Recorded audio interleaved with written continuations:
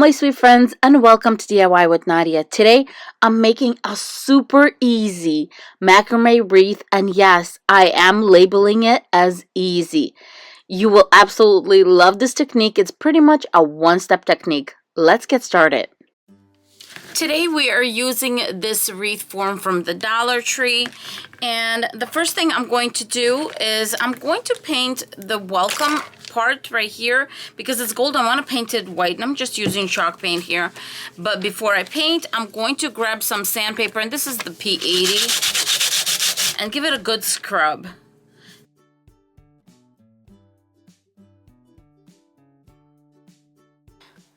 As you can see, my welcome is all in white, and now I'm just grabbing some Mod Podge and I'm going to go over it.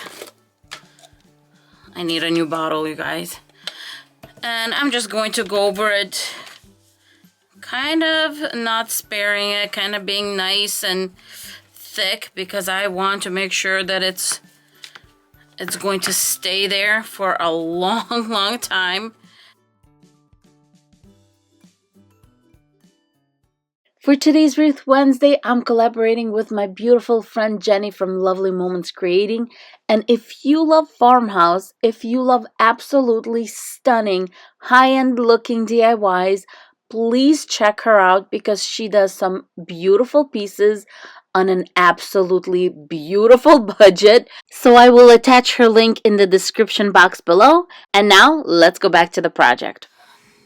Our welcome sign is done and we are ready to have some fun. I promise. I don't do anything difficult on my channel. I don't do difficult macrame for sure because this is supposed to be fun. As always, I do want to mention that there is a ruler right inside here, and using this ruler, I'm gonna let you know that this is actually a 1/4 inch in thickness right there. Or in centimeters, it should be 1/2 centimeter.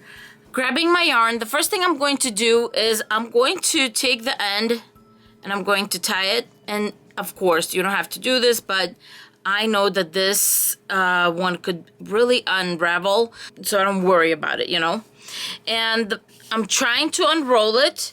I come to the end, and as you can see, the end is fraying already too.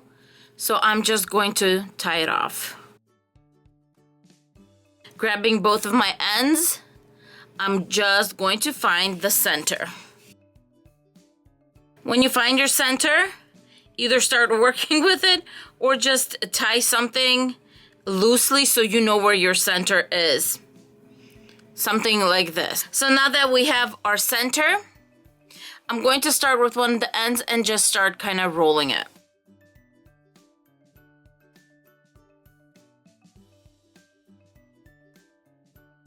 So that's the reason that I had the center over here, because when you're rolling these two sides, you want to make sure that your center stays your center. Okay, I'm going to start at the top, and unfortunately on this ring you have this metal hook, but I don't want to remove it because this is going to be really nice to hang it. So what we're going to do is we're going to disguise this area when we're all done. Because, I mean, we do need a little bit of something, and so we're just going to put our decorations on top this time because of that. And now we can start. And I'm starting right where my little hanging thing is right here. Okay.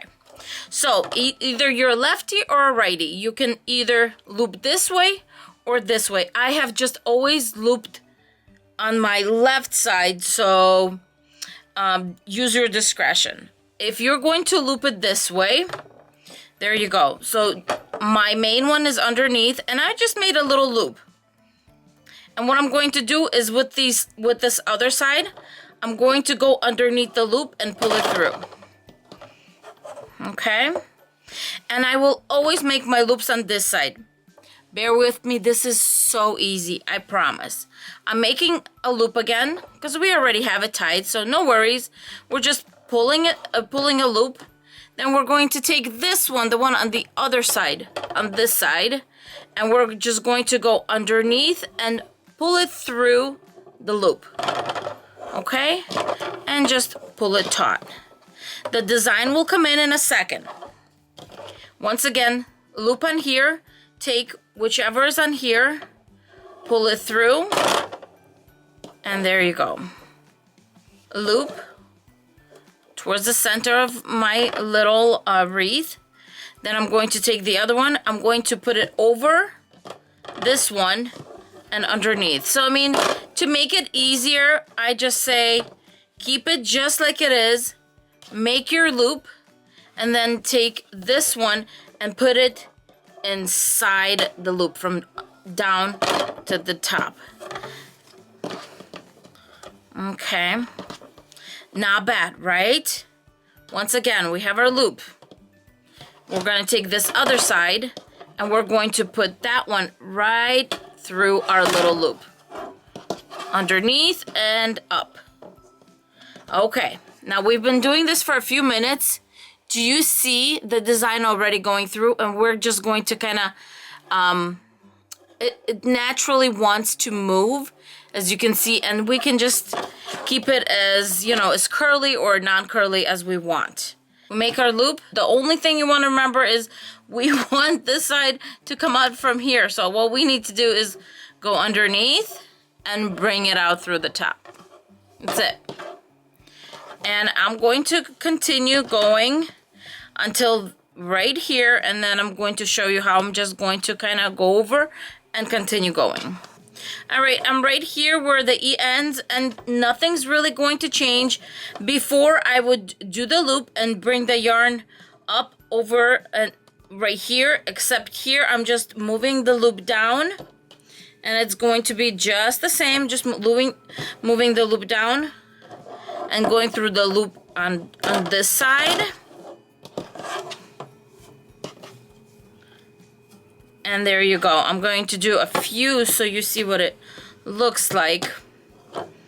Make a loop, and then bring this underneath and over. And nothing stopped, see? Just as I was going.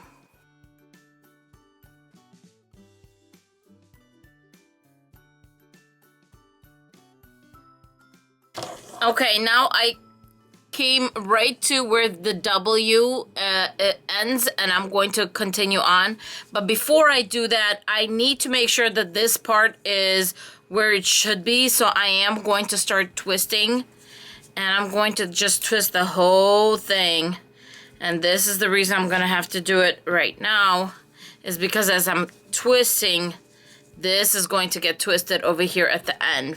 And I kind of want to do small kind of loops like this. I don't know if what you want to call them, loops or twists, or I don't know. Oh, this is so cute. So cute.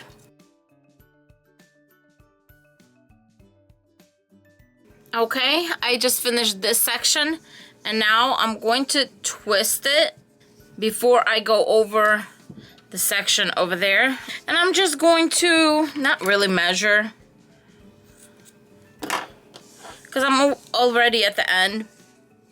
Let me just twist this over.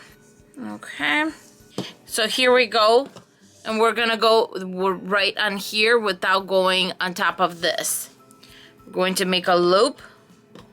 This one needs to go down, but what we're gonna do is I'm going to go underneath, and before I hit over there, I'm going to go through here, through this little area, and then pull it up, and we're looping it, and we're right here without going on the outside. I'm going to do this again. We have our loop, and then we have the second one,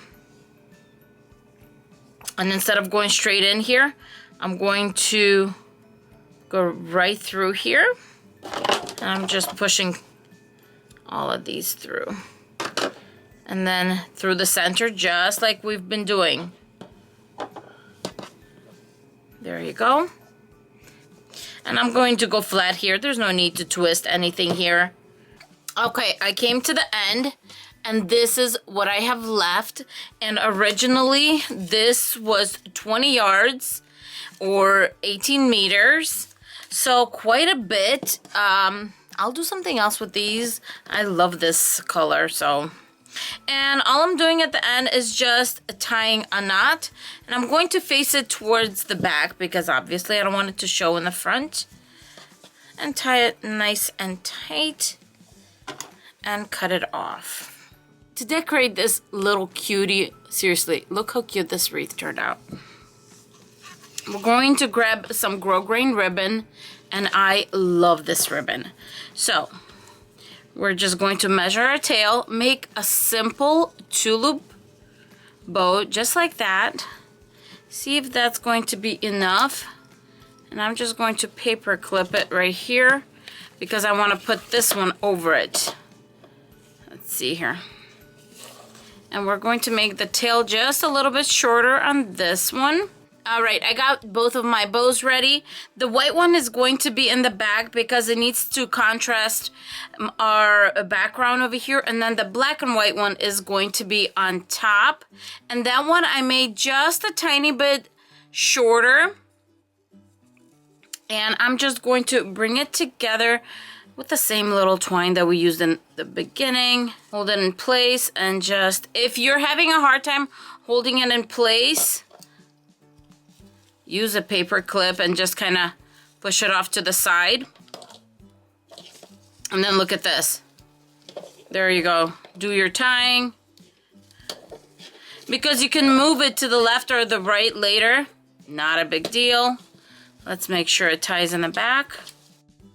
And I'm going to make one little squeeze over here and then tie it the second time before I take off this. Okay, look at that. Just with the help of a little simple paper clip. But just when you're clipping it, make sure you go off to the side so you can do this in the center. Okay. I think I like that. Look at that. Now let's just make sure all our tails are facing down before we start cutting them. I'm just going to cut them approximately. Move this to the side. I'm just pulling the little thread through so we can tie it in the back. And I'm going to tie it straight onto my wreath right there in the back. Just cut off the excess. Look at this. This is how easy this is. Just absolutely easy. Now I'm just going to do the tails. Cut them off on a slant. Grabbing my trusty, and I'm going next to it. See, I'm not touching. There's going to be no touching of the ribbon by the fire. Let the heat that surrounds the flame do the job. Oh, I think I'm running out. Seriously, what are the chances of running out of lighter fluid right in the middle of taping? All right, here's my other one. And this one, by the way, I got at the Dollar Tree, and I love it because it does have a little bit of a neck here, and it gives you a little bit of a distance. You know, it's not that short one too much, because I don't like using the short one necessarily because you're so close while you're working. But this one, it gives it like the perfect length. All right, let's do the second one over here. The white one, I want just a tiny bit longer. Now I'm just singeing the white ones. Now I'm going to grab more of this white ribbon. I thought I wanted to put a pearl in the middle, but I just did not like the way that looked. And I'm just going to cover it with the white, and it's going to give it this really beautiful, clean look. So I'm just going to hot glue it to the back over here.